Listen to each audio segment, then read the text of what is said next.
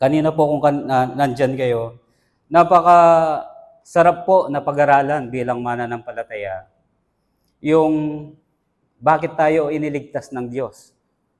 No po? Sa Sunday school po yan, lagi namin pinag-aaralan yung mga nakakapag-attend po. And I want to share this din po sa atin ngayon, especially ang dami natin na ngayon, na kailangan po nating matukoy bilang mananampalataya, yung kadahilanan talaga kung bakit po tayo niligtas ng Diyos. Amen po ba? Agree po ba tayo doon? Kasi very familiar po sa atin na bakit ka niligtas ng Diyos? Kasi makasalanan ako eh. And that's true. Isa po yun sa katotohanan. Pero hindi po, wag po tayong manatili lang doon. Kaya nga po nandyan ang salita ng Diyos. And sa umagang ito, bago po tayo mag-umpisa, nais ko po muna na samahan niyo ako sa maikling panalangin. Panginoon, muli maraming salamat po sa oras na ito, na alam po namin, Panginoon, sabi nga po palagi na walang aksidente sa inyo, Panginoon. Ang lahat po ay inyong pinapaintulot, ayon po sa inyong kadahilanan, Panginoon. Sa oras na ito, wala man po ang aming tagapagturo, Panginoon. Alam po namin na sa pangunguna po ninyo, Panginoon, kayo ang tunay na magsasalita sa oras na ito. Kayo po ang magbibigay ng insight sa bawat isa sa amin, especially sa akin, Panginoon. Muli, Panginoon, nagpapalinis kami upang sa ganon sa aming pagpapatuloy sa gawain ito ay kami po'y maging karapat-dapat.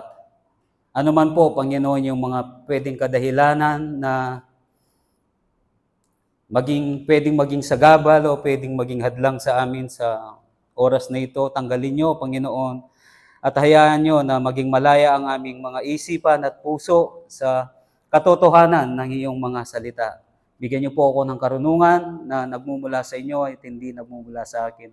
Gayon din ang aking mga kapatid. Buksan niyo, Panginoon, ang spiritual na pangunawa, pandinig, na nang sa ganon, Panginoon, ang salita po ninyo ay magkaroon ng illumination sa bawat puso ng aking mga kapatid at sa akin din, Panginoon. Maraming salamat po. Ito pong lahat ay aming dalangin sa matamis at makapangyarihang pangalan ng aming Panginoong Yesus. Amen and amen. Kung meron po tayong Biblia, nais ko pong buksan natin ang ating mga Biblia sa Romans chapter 3, verse 25. Ang ating pong pag-aaralan ay para matukoy po natin ang isang sa kadahilanan na bakit po kailangan ng may ligtas o kailangan natin ang ating tagapagligtas, ang ating Panginoong Yesus. Very vocal po sa atin ang salitang ako'y iniligtas ng Diyos. Pero nawa makita po natin sa oras na ito sa isa sa kadahilanan kung bakit tayo kailangan maligtas ng Diyos. Una po ay para po saluhin ng ating Panginoong Yesus ang galit ng kanyang Ama. Alam, sino po yung siguro nakapanood na tayo ng mga movie patungkol sa kamatayan ng ating Panginoong Yesus. Ang pinaka-tumatak sa atin diyan ay ang Passion of the Christ. Passion of the Christ po. And nakita natin doon, pinakita doon, nung bago malagutan ng hininga ang ating Panginoong Yesus, ay nakita natin yung pagdilim ng paligid at nashaken. Alam niyo po, isa po yun sa sinasabi nila na kung bakit ganun na lamang ang parang yung ang ating Panginoon nung nanalangin siya na bakit siya hinayaan or pinabayaan ng kanyang Ama is dahil po sa galit ng Ama sa kasalanan. Kaya po ang oras na yon ay isang tanda din ng imbes na tayo po ang direktang tamaan ng galit ng Diyos. Sinalupo yan ng ating Panginoong Yesus. Sabi po sa Romans 3:25, na siyang inihandog ng Diyos bilang handog ng pantubos sa pamamagitan ng kanyang dugo na mabisa sa pamamagitan ng pananampalataya. Ito ay kanyang ginawa upang maipakita ang pagiging matuwid ng Diyos sapagkat sa kanyang banal na pagtitiis ay kanyang pinalampas ang mga kasalanang nagawa sa nakaraan. So makikita po natin kung ang Diyos ay hindi po makatarungan, wala na po sanang hihingin sa kanyang anak na magdusa at mamatay. Amen po ba? Kung ang Diyos po, no, ang ibig sabihin dito, kung ang Diyos ay hindi po makatarungan, madali lang po tayong patawarin. Ganyan lang po, okay na. Kaya niya po yun. Nothing is impossible. Sabi nga, nothing is impossible with God. Anything na gusto niya, no, ay magagawa niya kung ito'y kanyang loloobin. Pero bakit kailangan may kabayaran muna bago tayo mapatawad sa ating kasalanan? At yun po yung kamatayan ng kanyang bugtong na anak. Dahil po, isa rin po sa katangian ng ating Panginoon ay yung kanyang hustisya. Hindi lang po siya makapangyarihan, hindi lang siya sovereign, kundi yung kanyang hustisya ay sapat at ito'y tapat. Kapag ito'y kanyang hiningi, ito'y nararapat. And sa atin po, no, bilang mga makasalanan, na wala talaga tayong may pagmamalaki sa kanya dahil yun nga, niyurakan po natin ang kanyang kabanalan. No? At kung ang Diyos po ay hindi nagmamahal, hindi niya papayagan na magdusa at mamatay ang kanyang bugtong na anak. Ngunit ang Diyos po ay kapwa makatarungan at kapwa mapagmahal. Sa makatwid po ang kanyang pag-ibig ay handang tugtuganan po ang mga hinihingi ng kanyang katarungan. So ano pong ibig sabihin nito? Inihiling ng batas ng Diyos, kung bubuksan po natin ang aklat ng Deuteronomio chapter 6 and verse 5, makikita po natin dyan, ibigin mo ang Panginoon mong Diyos. Ito po yung utos. Ibigin mo ang Panginoon mong Diyos ng buong puso at ng buong kaluluwa mo at ng buong puso mo at kapangyarihan. Tama ba dyan? 6:5 ng Deuteronomy.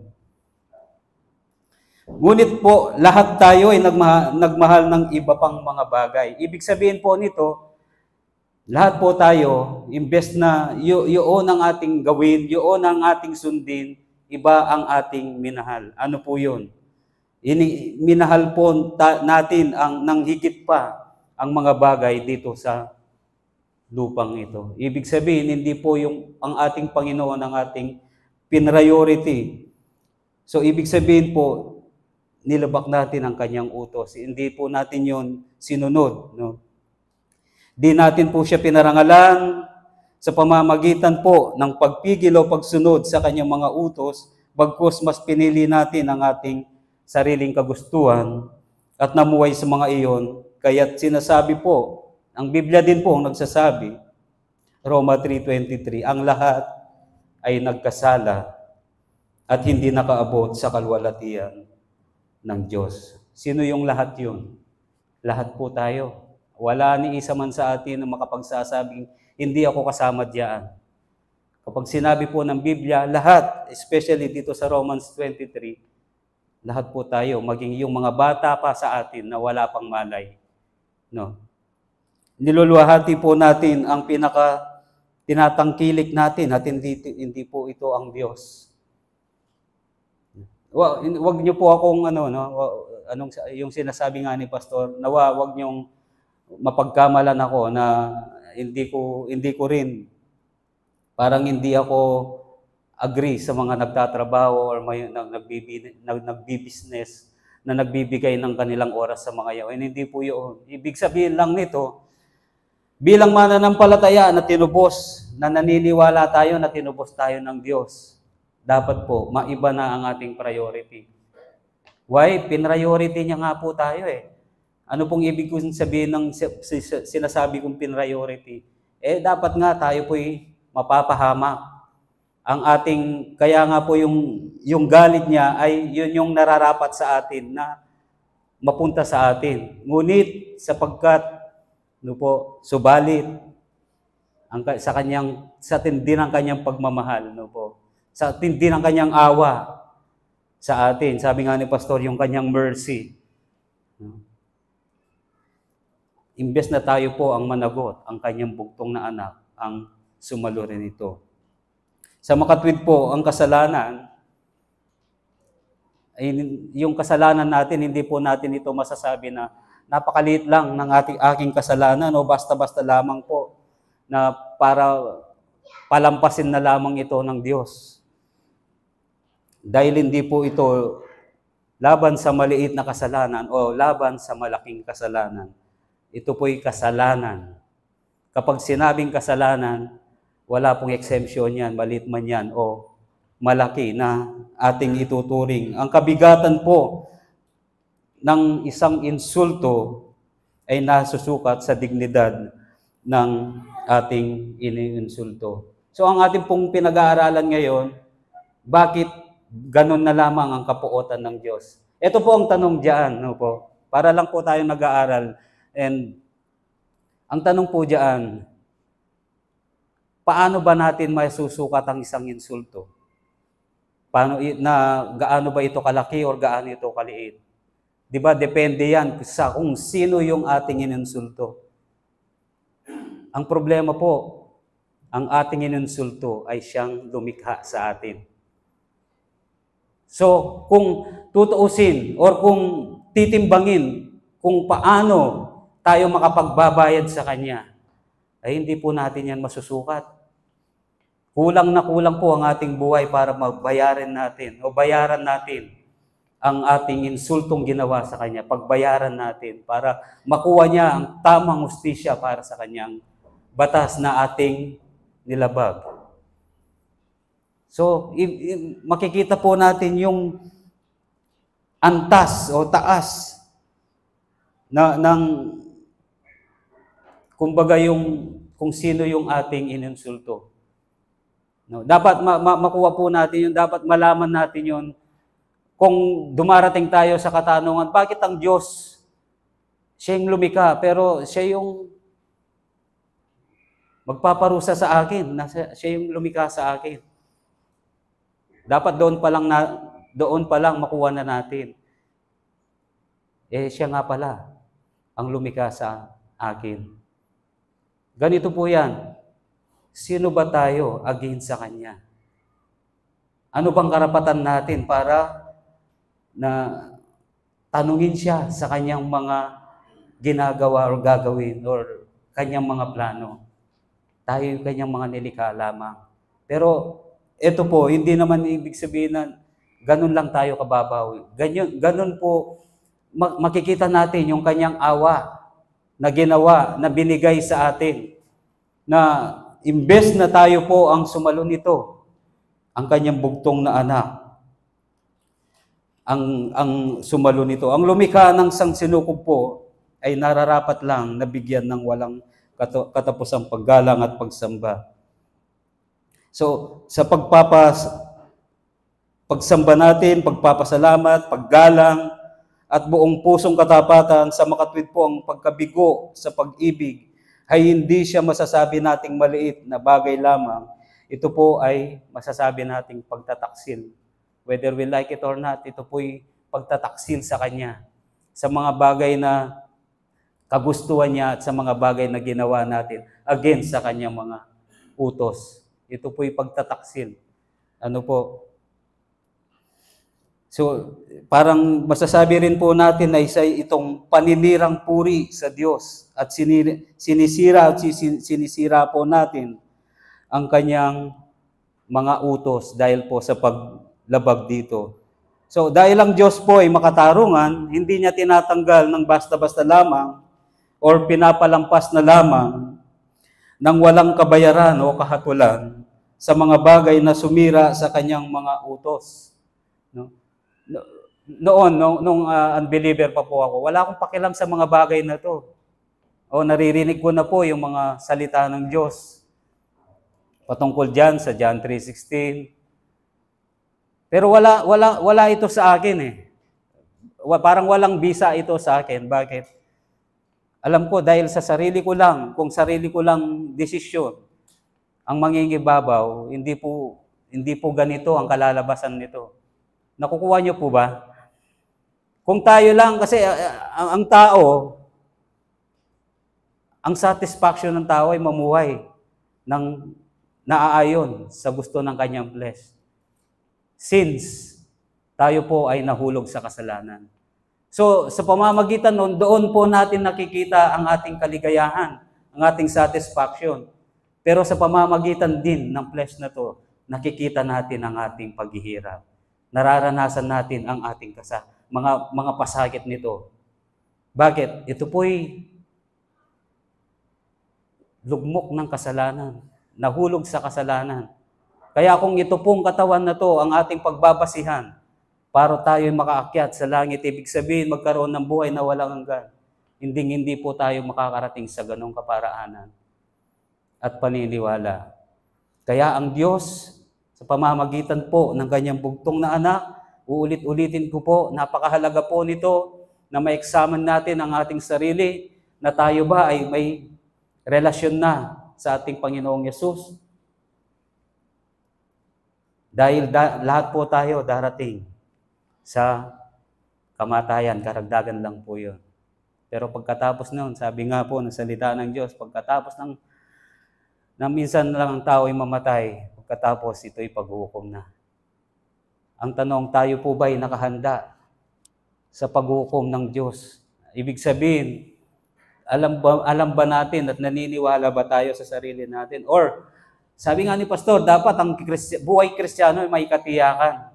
Ano yung katiyakan doon? Hindi po yung tiyak ka na alam mo na yung mangyayari bukas eh. Hindi, tiyak ka bilang Kristiyano, after ng buhay mo dito, tiyak ka na makakasama mo ang Diyos. Amen? Yun po ang tunay na katiyakan. Hindi po yung katiyakan dito na buhay dito sa lupa. Ang sabi nga, panalangin natin. No, madaming nagsasabi, panalangin natin na ang mundo ay magkaroon ng kapayapaan. Pero hindi nila alam na mundong ito hindi na darating sa ganong kaparaanan. Dahil lalong lulugmok, lalong pahirap ang mundong ito. Bakit? Dahil po sa kasalanan. Hindi po, ito po yung katotohanan dyan, no? Para lang, ito'y karagdagan lang, para makuha natin anong ibig pong ipunto dito, anong ibig sabihin nito. Hindi po kung sino mang presidente ang ating pag-asa. Kung sino man yung inuidulo natin na mga politiko ang pag-asa para tayo umangat na buhay dito. Hindi po. Ang Diyos lamang po ang dapat nating sandigan at doon tayo magtiwala sa Kanya. Ano po? Kasi hindi po tao ang tunay na pag-asa natin. Gumagamit ang Diyos ng tao para may sakatuparan niya kung ano man yung plano niya para sa atin. Pero it doesn't mean siya, yung tao na yon, kung sino man yon, ang siyang tunay na pag-asa. Ang Diyos pa rin po ang palaging gumagawa. Nawa po ang ating focus ay may iba. Nawa po ang ating mga puso ay may tama. Hindi po sinasabi na dapat maging perpekto tayo, pero dapat tiyak tayo kung ano yung relasyon natin, kung ano yung ano ba yung pagitan mo between ikaw at ng Diyos? Ano bang ibig sabihin nito? Ano bang tunay na relasyon meron ka sa Kanya? Baka yung relasyon mo ay ikaw lang ay nilikha niya. Pero yung hindi yung relasyon mo ay walang katiyakan na anak ka niya. Hindi po ako nanghahamak dito. Kumbaga, always examine ourselves na kung tayo ba ay nasa tamang landas na tinatahat bilang mananampalataya. O tama ba ang aking puso? Tiyak ba ang aking puso na ako'y may relasyon sa aking Panginoon? Amen po. So ganun po, no, yung galit ng Diyos ay sinalo ng kanyang bugtong na anak. Dahil po sa mga krimen o masasabi nating krimen o kasalanang ito, no? Nararanasan po natin yung dulot nito, yung kahirapan, yung sakit, mga karamdaman. So dahil po ito'y bunga rin ng kasalanan. So, sapagkat po, no, makikita natin sa Romans 6:23, sapagkat ang kabayaran ng kasalanan ay kamatayan. And Ezekiel 18:4, ang kaluluwa na nagkasala ay mamamatay. So lahat po yan, no, ay buwa dahil po sa bunga ito ng pagkasala. So mayroon pong banal na sumpa na nakaakibat sa lahat ng kasalanan. Ano po yun? Hindi para parusahan lamang po, no? Yung parang yung salita natin ngayon, mga secular, trip lang ng Diyos kaya ako pinarusahan. Hindi lang po yun. Hindi po ganun. Hindi para parusahan lamang ng hindi makatarungan. Ang paghamak sa Diyos po ay kailangan pagbayaran. So, sa makatwid po, ang sabi ng Diyos, Galatians 3:10, sumpain ang hindi sumasang-ayon sa mga salita ng kautusan. Ito upang gawin at ang buong bayan ay magsasabi ng amen. Sabi po, sumpain po. So ang Diyos, ang ating Panginoong Yesus, no? Siya ang sumalo nung sumpang iyon. Nung siya po'y mapako sa krus. Ngunit ang pag-ibig ng Diyos ay hindi namamalagi sa sumpang nakabitin sa lahat ng makasalanang. Ito po yung good news. Ang pag-ibig po ng Diyos ay hindi namamalagi sa sumpang nakabitin or sa lahat ng makasalanang sa ating mga sangkatauhan. Hindi siya nasisiyan na magpakita ng galit kahit gaano pa siya kabanal at may karapatan na gawin ito. Kaya't isinugo ng Diyos ang kanyang sariling anak upang saluhin ang kanyang puot at pasanin ang sumpa para sa lahat ng magtitiwala sa kanya. Siguro hindi naman po kalabisan sa atin na palagi nating sinasabi, naririnig, na dahil sa pagmamahal ng Diyos, dahil sa kanyang buktong na anak, tayo iniligtas. Alam niyo po, kung makikilala nyo lang or palagi nyo lang binabasa ang salita ng Diyos.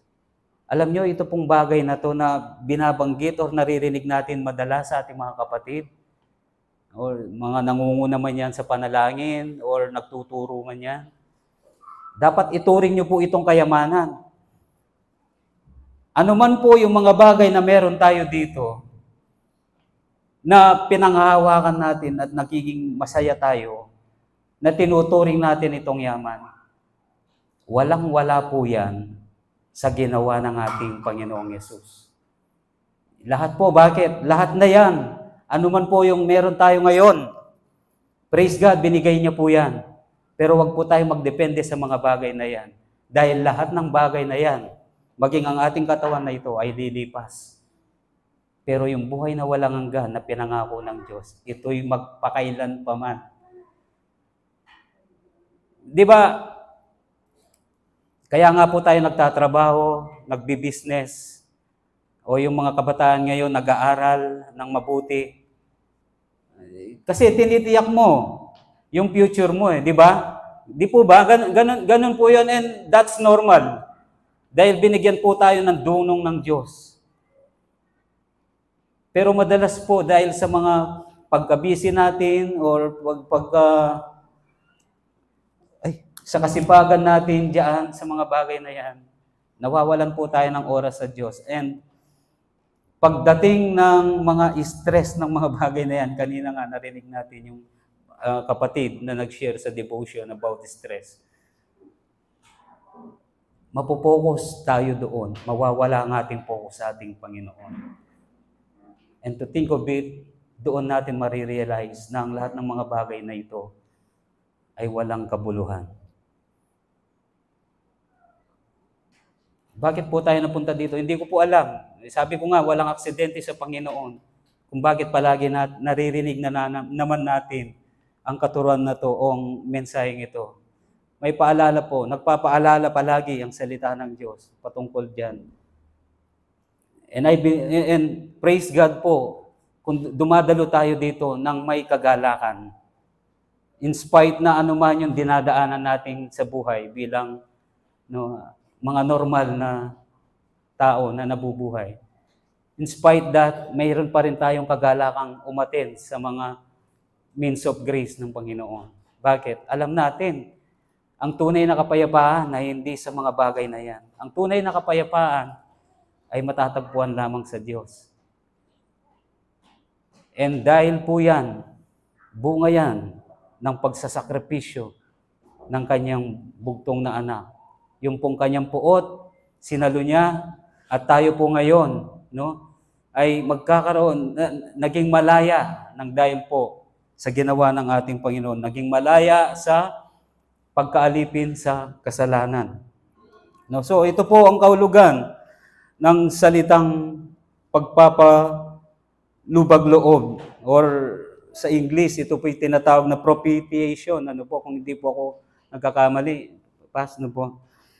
So, ang propitiation po, ang ibig sabihin ay pampalubag-loob, pag-iwas sa galit ng Diyos sa pamamagitan ng pag-aalay ng isang regalo. So, ano po yun?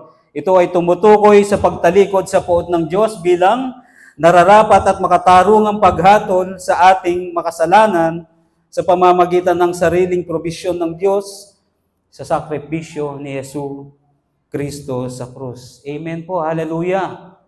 Dahil po sa ginawa ng ating Panginoong Yesus, yung puot ng ating Panginoon ay sinalo niya.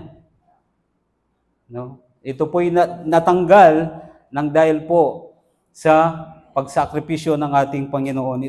So ito po'y tumutukoy sa pag-aalis ng Diyos ng kanyang galit na sa pamamagitan ng pagkakaloob. And siya rin po ang nagbigay ng kaloob.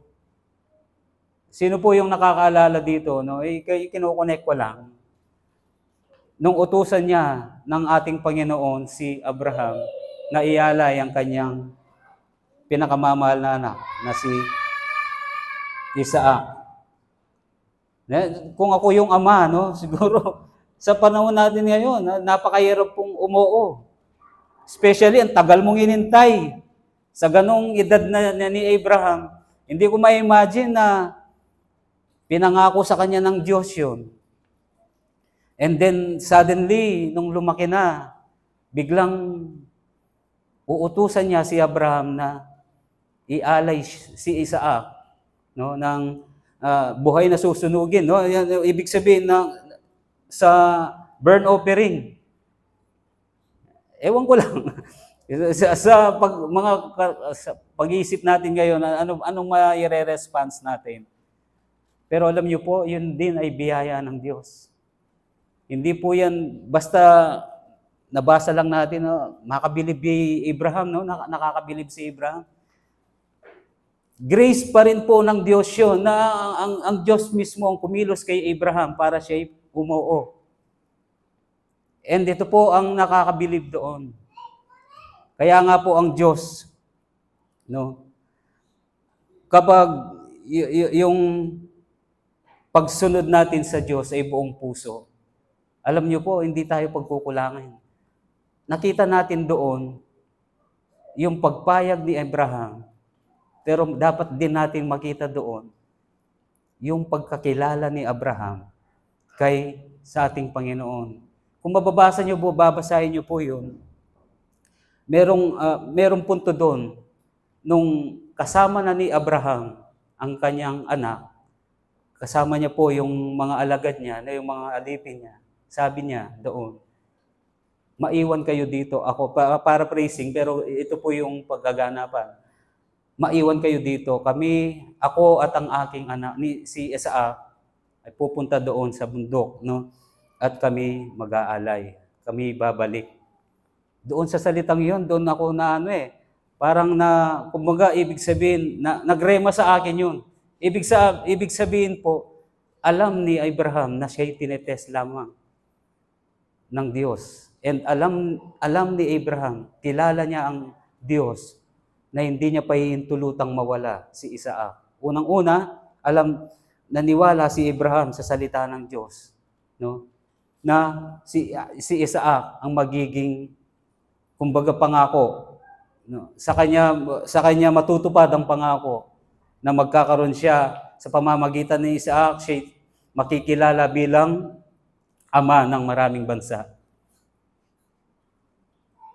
Bakit ko po na-insert to?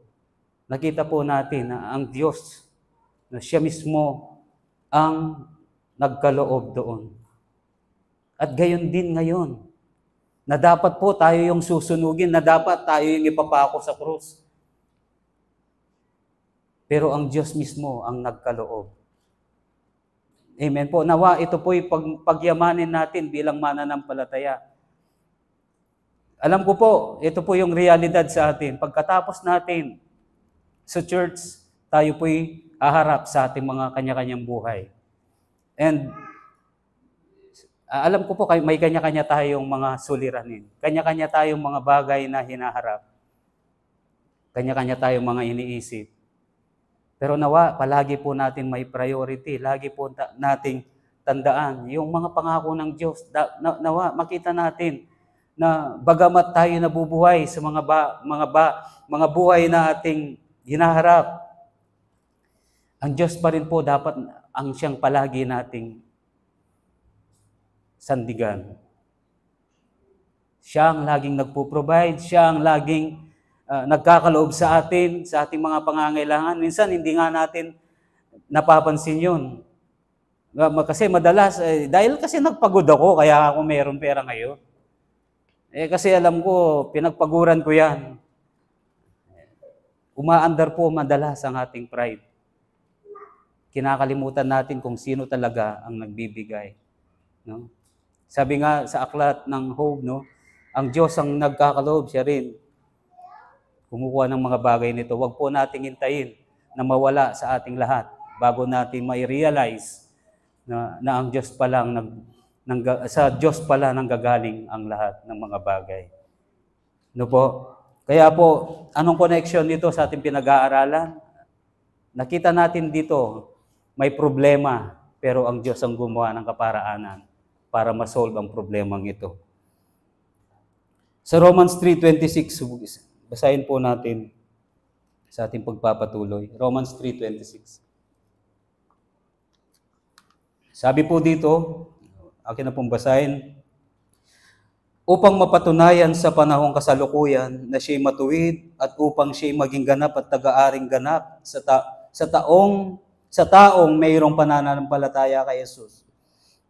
So wag na po nating baliwalahin ang Diyos, so maliitin ang kanyang pag-ibig. Hindi po natin maintindihan ang lalim ng pag-ibig ng Diyos at pagiging makatarungan niya hanggat hindi natin nakikilala ang kabigatan ng ating kasalanan at ang katarungan ng kanyang puot sa atin. Hanggat hindi po dumarating sa tao yung kumbaga realization kung gaano kabigat yung kanyang kasalanan, hindi po darating sa kanya yung lawak, no, o yung kabigatan ng pagmamahal ng Diyos sa kanya. Bakit? Meron pong nakasagap na atin may hadlang May hadlang. Bakit? Ano yun? Yung pride. Dahil din po yan sa kasalanan. Hanggat hindi po dumarating sa tao yung realization na siya'y makasalanan, na kailangan niya ng tagapagligtas, hindi niya makakamtan yung mercy o yung awa ng Diyos. No? Ngunit ang Diyos po ay hindi lamang makatarungan, bagkus punong-puno siya ng pag-ibig, sapagkat siya po ay pag-ibig. Kapag yan po ay ating binasa, mababasa po natin yan. I think sa 1 John 4:16. So pamamagitan po ng kanyang biyaya, tayo po ngayon ay nagising sa katotohanan ng pagiging hindi karapat-dapat or yung tinatawag natin sa English undeserved o unworthiness natin sa pamamagitan po ng kanyang biyaya din. Ephesians 2:8 and 9, no? Makikita po natin yan. Hindi po yan dahil sa ating mga gawa, kundi sa biyaya ng Diyos kung bakit tayo nagkaroon ng kaligtasan, no? Sa pananampalataya sa kanyang bugtong na anak. So kaya't po, maari na tayong tumingin ngayon sa naging pagdurusa ng ating at kamatayan ng ating Panginoong Jesucristo. So ibig sabihin nito, dahil nakita po natin ang ating mga pangangailangan, dahil sa pamamagitan po ng ginawa ng ating Panginoong Yesus, makikita din natin doon yung solusyon sa ating pangangailangan. Yun po ay ang pananampalataya sa kanyang bugtong na anak. So, upang magbigay po ng kaluguran, no, sa kanyang ama, tinanggap po niya yung kamatayan na yan. Ibig sabihin, yung anuman yung parusa po na nararapat,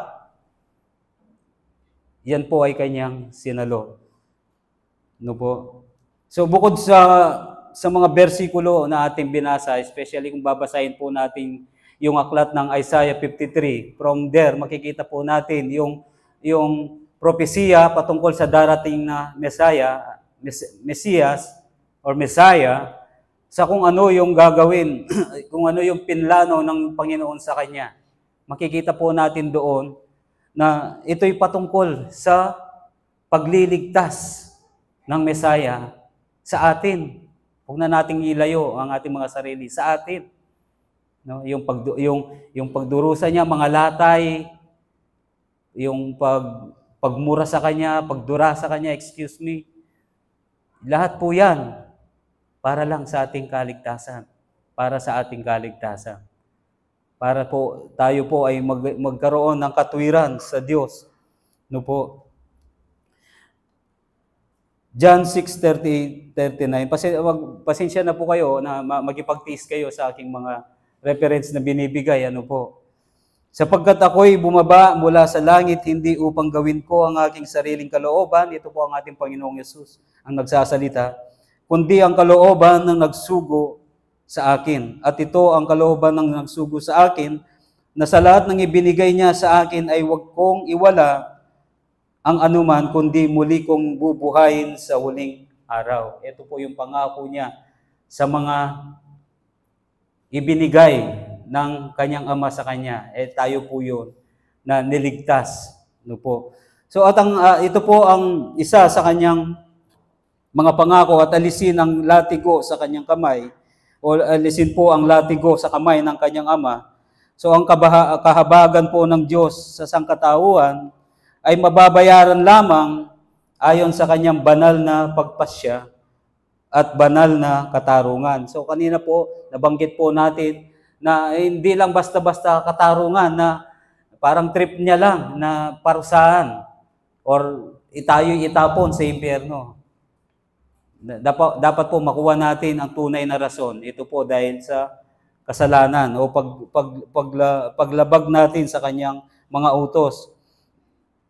Ang kanyang bugtong na anak na ating Panginoong Yesus, sa pamamagitan ng kanyang kamatayan, no, tayo po ay nagkaroon ng kapatawaran. Ang paraang ito ng Diyos ay ang susi para po sa ikapapatawad ng kasalanan. So ang ginawa ni Jesus noong siya ay nagdusa at namatay, ito po ay ang plano ng Ama noong una pa. Ibig sabihin, kung atin pong iisipin, no, parang ano ba yung connection ng mga taong ito, yung mga nagplano, yung nanghuli sa ating Panginoong Yesus. Ano bang connection nito sa plano ng Diyos? Kung atin pong itong titignan, parang napakasama ng kaparaanan. Pero ito po ang plano ng Diyos. Ito po yung kaparaanan ng Diyos. Na sa ating kapaninginan, sa ating paningin, no, parang ito'y napakasama. Siguro kung andun tayo, tapos nakilala natin ang Panginoon. Sabi nga ni Pedro, over my dead body, hindi mangyayari sa iyo to.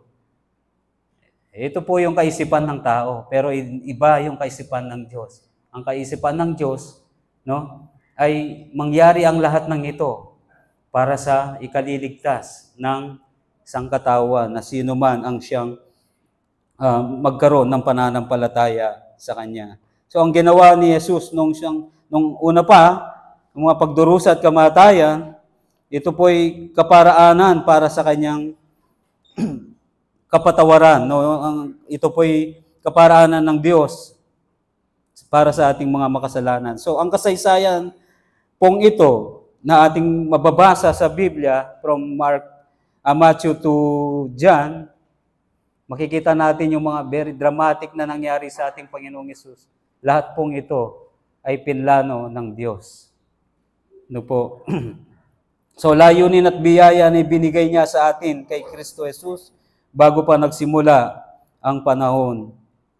So ito po'y sinasabi na noon pa, ito'y layunin na ng Diyos. No po. For the last po, ating pong basahin, Isaiah chapter 53 verse 4 to 6 para po makuha natin yung ibig ko sabihin kanina. 53, 4 to 6. Ang sabi po diyan, tunay na kanyang pinasan ang ating mga karamdaman at dinala ang ating mga kalungkutan. Gayon may ating itinuring siya na hinampas, sinaktan ng Diyos at pinahirapan, ngunit siya'y nasugatan dahil sa ating mga pagsuway. Siya'y binugbog dahil sa ating mga kasamaan. Ipinataw sa Kanya ang parusa para sa ating kapayapaan. At sa pamamagitan ng Kanyang mga latay ay gumaling tayo. Tayong lahat ay gaya ng mga tupang naligaw, bawat isa-isa. Atin ay lumihis sa Kanyang sariling daan at ipinasan sa Kanya ng Panginoon ang lahat nating kasamaan.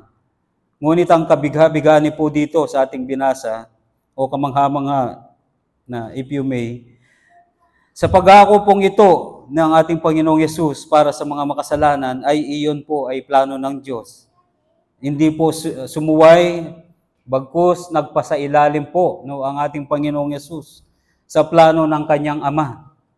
So ang plano ng Diyos na parusahan ng mga makasalanan ay, ulitin ko lang, ipinataw sa Kanyang bugtong na anak. Sabi po ng propeta Isaiah, yung ating, kung pagpapatuloy po natin yan, Isaiah 53:10, kalooban ng Panginoon na durugin siya, iniligay niya siya sa pighati. Ipinapaliwanag nito sa isang kapahayagan sa bagong tipan na sa kabilang banda, ang pagdurusa ni Kristo ay isang pagbubuhos ng puot ng Diyos. Kaya nga po kanina, yung ating introduction ay para saluhin ang puot ng Diyos. Ito po ay ang isa sa kadailanan po ng ating Panginoong Jesus. Ngunit sa kabilang banda, ang pagdurusa ni Kristo ay isang magandang gawa ng pagpapasako at pagsunod sa kalooban ng Ama. Kaya sumigaw si Kristo mula sa krus noong pong, ito po yung ating pinag-aralan, no? sa 7 last word din. Diyos ko, bakit mo ako pinabayaan? No, Eli, Eli, lama sabachthani. Ano po? Binigkas nito ng ating Panginoong Yesus para tuparin. Una po, ang propesiya na bagamat sa gitna ng pagdadalamati ay darating ang pagpupuri sa pangalan ng Panginoon. At ito'y maging tanda na sinasabi ng Biblia na ang pagdurusa at kamatayan ni Kristo ay isang halimuyak na amoy sa Diyos. Parang nire-rewind lang po itong ating pag-aaral ngayon doon sa ating ginagawa every Sunday. Ano po? Kaya nga lang po natin ito binabalikan ay para po makita natin na kaya pala andito tayo ngayon ay dahil isa po tayo sa mga pinili ng Diyos at binigay sa Kanyang bugtong na anak. That's why yung ating faith sa Kanyang bugtong na anak ay nandito sa ating mga puso. Hindi po ito dahil sa ating mga magulang, sa ating asawa, sa ating mga kapatid o dahil po ito'y pinlano ng Diyos. Kaya minsan, kung tatanungin pa na yung history ng isang Kristiyano, bro, paano paano kami kakilala? Of course, itong nangyari po, di ba? Yung nangyari, yun yung ating ikukwento. Meron isang kapatid na nagbahagi sa akin ng salita ng Diyos. For the first time, narinig ko yung salita ng Diyos. And then, hindi ko alam, kumikilos na pala ito sa aking puso. And madalas yung memory natin, nandun sa tao. Dahil sa taong na yan, nakakilala ko. Pero hindi po natin alam, ang Diyos mismong kumilos. Amen po? Pero praise God, siyempre ginamit niya yung taong yun. Pero ano po yung pinupunto ko dito? Yung plano ng Diyos kapag ito po'y kanyang pinlano, no? Whether we like it or not, ito'y kanyang ginagawa. Kaya nga po, hindi aksidente na, ulitin ko lang, hindi aksidente na wala si pastor ngayon. Para po tayo ma-rewind sa mga pinag-aaralan natin every Sunday. Ano ba yung kahalagaan nito? After all, we are all Christian kung ito po yung ating pinaniniwalaan sa ating sarili. And being a Christian, dapat po yung foundation natin, una, dapat matiyak natin na ito ay tama, tama tayong pananampalataya. And because, ayon po sa ating binasa, walang mga pangyayaring aksidente. Ito po'y lahat na ginawa ng Diyos. Kung mababasa natin o mapapanood man natin yung mga movie about Jesus Christ sa kanyang pagkamatay, huwag po tayong mapokus doon sa scene na yun. Mapokus po tayo sa talagang pinlano ng Diyos. Kaya po nandyan yung aklat ng Isaiah 53 para ipaliwanag dyan kung ano yung mangyayari. And pagdating po ng New Testament, ito po yung lahat ay nangyari. And praise God, no? Hindi mo na po kailangan, no, na hindi na po natin kailangan yung pasakitan tayo pa yung ating katamong sarili, po, para patawaran ang katamo ng Diyos. Ginawa na po yan lahat. Ginawa na po yan lahat ng ating Panginoong Yesus. Kaya po, kapatid, dito po, no, bago po tayong manalangin, and siguro dito po tayo magtatapos. Tiyak na po ba tayo sa ating sarili na wala na sa atin ang kapuotan ng Diyos?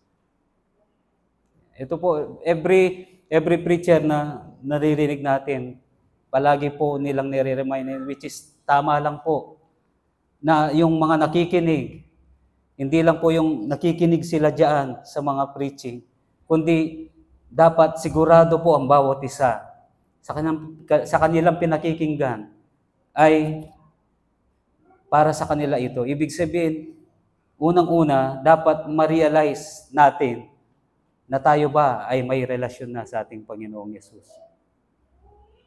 Dahil kung wala po yan, yung puot ng Diyos ay nasa atin at hindi po natin yan nanaisin. Walang taong magnanais na yung puot ng Diyos ay kanyang sasaluyin, ay nasa kanya pa rin. Dahil, hindi ko po, kung i-imagine po, hindi ko ma-imagine ano yung destiny natin. Ito po'y walang hanggang kahirapan, walang hanggang kamatayan. So nawa po sa oras na ito, na-remind tayo patungkol sa salita ng Diyos. And pwede naman po na umupo tayo, na nakaupo lang. And gusto ko po kayong i-lead sa prayer bago po tayo magtapos. Panginoon, maraming salamat po sa mga salita po ninyo na aming narinig. Tunay nga, Panginoon, na dapat tiyak po kami o may katiyakan kami sa aming relasyon sa inyong bugtong na anak upang yung puot, Panginoon, na nararapat sa amin ay mawala. Kundi, Panginoon, ang aming matanggap ay ang buhay na walang hanggan. Salamat po, Panginoon, dahil sa pamamagitan ng iyong bugtong na anak, yung pong puot mo, Panginoon, ay kanyang sinalo. Yung puot mo, Panginoon, ay nawala sa akin. Bagkus ako'y naging matuwid sa iyong harapan at pinangakuan mo ng buhay na walang hanggan. Sa oras na ito, Panginoon, meron man o wala, meron man sa mga kapatid ko na nandito na nagdadalawang isip pa rin, Panginoon, kayo sa relasyon nila, Panginoon, o sa katayuan nila bilang Kristiyano, Panginoon. Kayo po ang patuloy na kumilos sa kanila. Hindi po alam kung sino sila. Kung meron man, Panginoon, kayo po ang kumilos sa kanila. At dalangin po namin, Panginoon, ang aming pastor, anuman po yung kanilang emergency meeting ngayon. Kayo po ang mag-ayos dito, kayo po ang magbigay ng solusyon. At nawa, Panginoon, sa maikli namin pag-aaral na ito, kayo po ang naitaas, kayo po ang napurihan. Dalangin po namin na palagi ninyo kaming i-remind sa pamamagitan ng inyong mga salita. Maraming salamat po, Panginoon, nawa napagpala po ang bawat isa sa pag-aaral namin ng iyong mga salita. Maraming salamat po, ito pong lahat ay aming samot dalangin sa matamis at makapangyarihang pangalan ng aming Panginoong Yesus. Amen and amen. Magandang umaga po sa ating lahat.